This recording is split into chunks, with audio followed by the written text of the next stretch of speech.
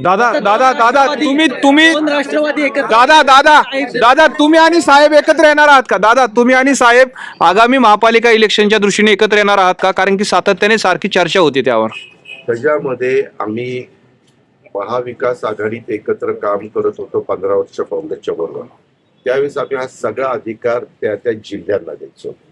आता पण तो अधिकार आम्ही त्या त्या जिल्ह्यांना दिला आणि त्या प्रकारे त्या नगरपालिकेच्या निवडणुकीमध्ये देखील कुठं कशा पद्धतीने युत्या झाल्या हे पत्रकार मित्रांनो आपण पण सगळ्यांनी पाहिलेलं आहे, जनतेने पण पाहिलेलं आहे आणि त्याच्यातून निकाल पण आता लागलेले आहेत. त्याच्या उद्याच्याला प्रत्येक पक्ष आम्ही महायुतीच्या सरकारमध्ये काम करत असलो तरी भाजपला त्यांच्या कार्यकर्त्यांना जास्तीत जास्त संधी द्यायची, शिवसेनेला त्यांच्या कार्यकर्त्यांना एकनाथराव शिंदे साहेबांना संधी द्यायची, मला माझ्या राष्ट्रवादीच्या कार्यकर्त्यांना संधी द्यायची. शेवटी आम्ही सगळेजण ह्या सगळ्यांच्या मदतीमुळं 288 मतदारसंघात लढलो आणि त्याच्यातले जवळपास 238 मतदारसंघामध्ये आमच्या ह्या जीवाभावाच्या कार्यकर्त्यांनी तिन्ही पक्षाच्या आम्हाला निवडून आणण्याचं काम केलं.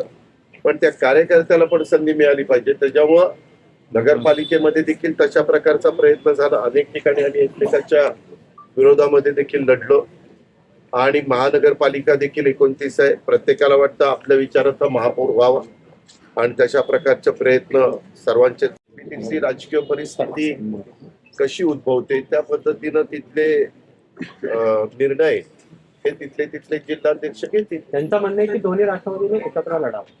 ते म्हणतात की अजित पवार जो निर्णय घेतील तो मान्य आहे. तुमचं काय त्यांना मार्गदर्शन राहणार आहे तुमच्या? सांगितलं ना त्यांनी तिथल्या जिल्हाध्यक्षांना शहर अध्यक्षांना भेटावं आणि त्याच्यातनं काही समन्वय साधता आला तर पाहावा.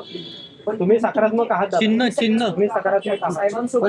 दोन्ही राष्ट्रवादीने एकत्र लढावं असं तुम्हालाही वाटतं? चिन्ह संदर्भात हे का साधं गणित आहे पत्रकार मित्रांनो.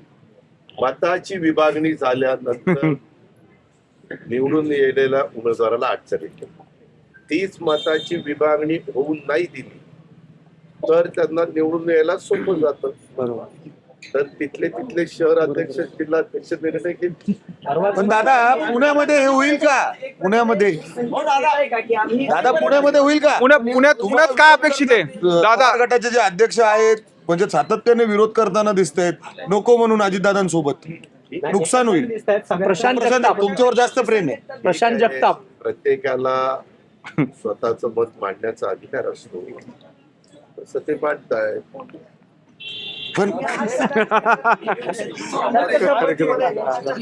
पदाधिकारी घेण्याचा ठरलं नाही. तुम्ही असं आता म्हटलं की तुला माहिती काल ज्या पद्धतीने भाजपने अनेक पदाधिकारी पुण्यात गेले, काय तुम्ही नाराज आहे? नाही ह्याच्यात नाराज बिराज होऊन चालत.